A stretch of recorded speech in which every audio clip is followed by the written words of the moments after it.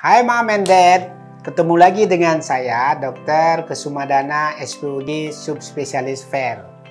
Kali ini kita akan membahas yang namanya saluran telur. Ketika Mom and Dad melakukan program hamil tetapi tidak kunjung terjadi kehamilan, barangkali yang harus dilakukan adalah satu, pemeriksaan sel telur, kedua adalah pemeriksaan sperma suami, dan yang ketiga tidak kalah pentingnya adalah pemeriksaan saluran telur.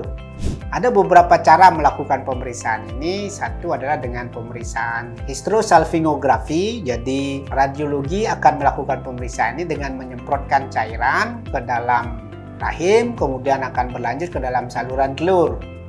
Nah, jika misalnya normal, maka tidak ada masalah dengan saluran telur. Barangkali masalahnya di yang lainnya.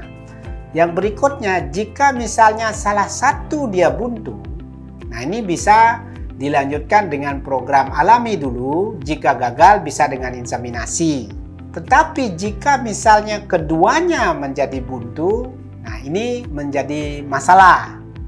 Bisa saja kita mencoba mencari tahu apa yang menyebabkan dia buntu.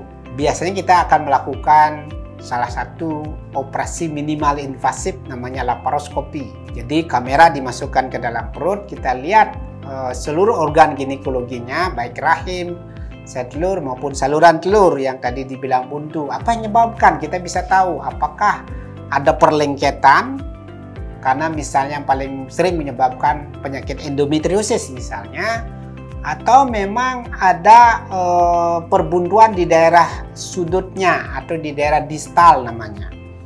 Nah, kita bisa perbaiki itu. Kita bisa perbaiki, kemudian kita lakukan tes lagi pada saat lakukan operasi. Jika misalnya membaik, artinya bisa kemudian buntu itu dibuat menjadi baik, maka kita bisa melanjutkan dengan program hamil alami.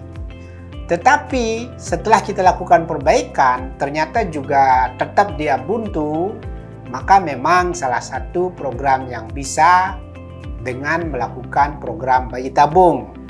Nah, demikian misalnya, sehingga kalau ada mom and dad yang sudah melakukan program hamil secara alami dengan sendiri, tetapi tidak kunjung mendapatkan kehamilan, sebaiknya dilakukan pemeriksaan saluran telur.